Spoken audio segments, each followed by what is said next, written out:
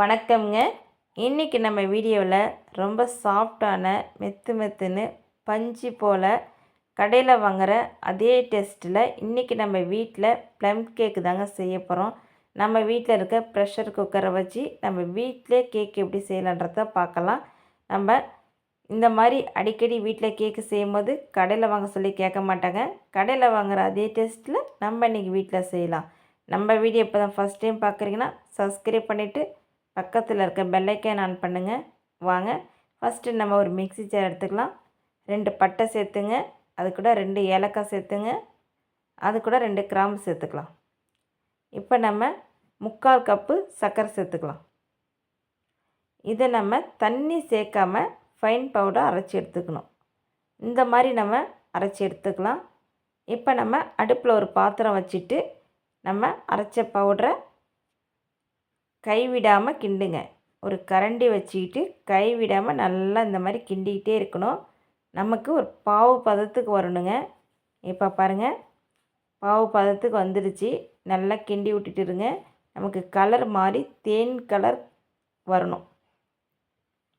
இப்போ பாருங்கள், இது கூட நம்ம ஒரு 1/4 கப்பு தண்ணி சேர்த்துக்கலாம். தண்ணி சேர்த்துட்டு 1 நிமிஷம் வரைக்கும் நல்லா கொதிக்க விடணும். இப்போ நம்ம தண்ணி சேர்த்தாச்சு. நல்லா கிண்டி விட்டுட்டு 1 நிமிஷம் கொதிக்கிட்டோம். இது கூட நம்ம இப்போ என்ன சேர்க்க போகிறோம், நட்ஸு சேர்த்துக்கலாம். பேரிச்சம்பழம் கட் பண்ணி எடுத்து வச்சுருக்கேன் ஒரு 1/4 கப்பு. அது கூட பாதாம் முந்திரி ஒரு 1/4 கப்பு, உலர் திராட்சை 1/4 கப்பு.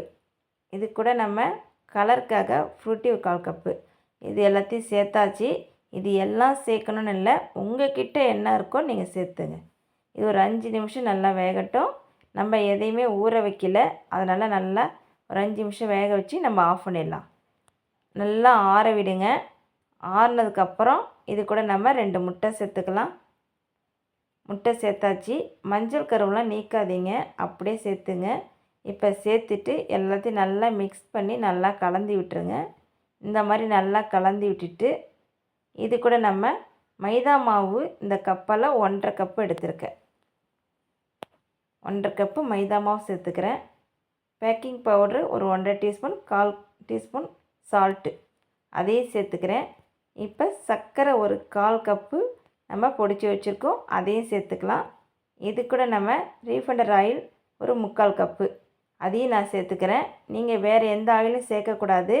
இது கூட நீங்கள் கடலை எண்ணெயோ நல்லெண்ணெயோ தேங்காய் எண்ணெயோ சேர்க்கக்கூடாது.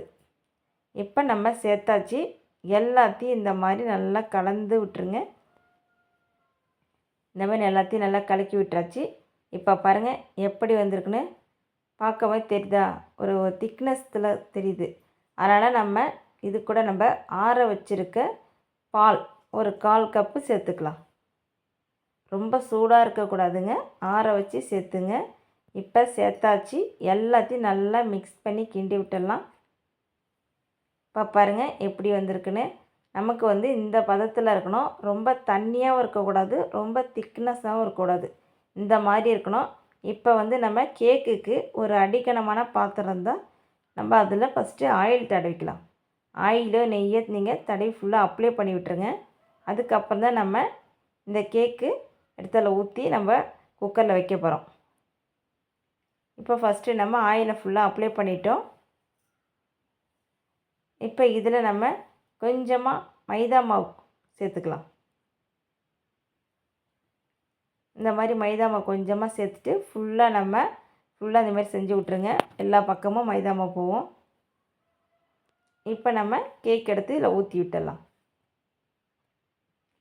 ஃபுல்லாக ஊற்றிட்டு நம்ம லைட்டாக அப்படி ஆட்டி விட்டுருங்க, பபிள்ஸ்லாம் இல்லாமல் இருக்கும். அதுக்கு மேலே நம்ம நட்ஸ் எல்லாம் எடுத்து மேலே வச்சிடலாம். இப்போ இந்த மாதிரி நம்ம வச்சாச்சு.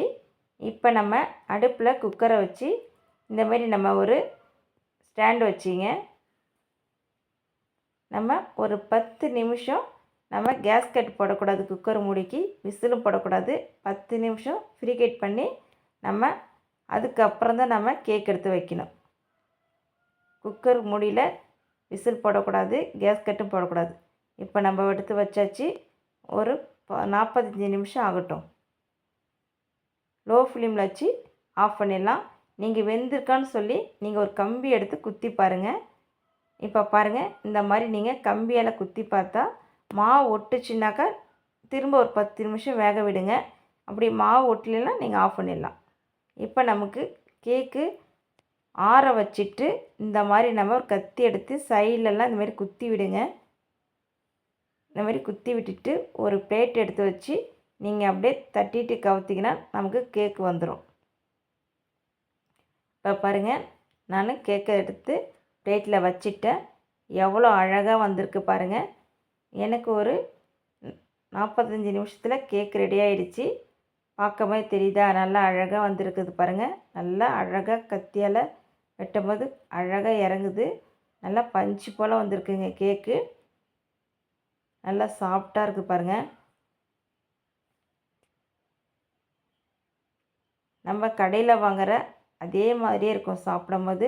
அதே டேஸ்ட்டில் பஞ்சு போல் வந்திருக்குங்க. இதே போல் நீங்கள் செஞ்சு கொடுங்க. நம்ம வீட்டில் கிறிஸ்மஸ்க்கு, வீட்டில் பிள்ளைங்க பர்த்டேவுக்கெலாம் அடிக்கடி இந்தமாரி செஞ்சு கொடுங்க. கண்டிப்பாக விரும்பி சாப்பிடுவாங்க. கடையில் வாங்க சொல்லவே மாட்டாங்க. நல்ல ஒரு டேஸ்ட்டில் இருக்கும். நம்ம வீட்டில் இருக்க குக்கரை வச்சு செய்யலாம். இந்த வீடியோ பிடிச்சிருக்குன்னா மறக்காமல் லைக் பண்ணி சப்ஸ்கிரைப் பண்ணிவிடுங்க. ஓகே, பாய்.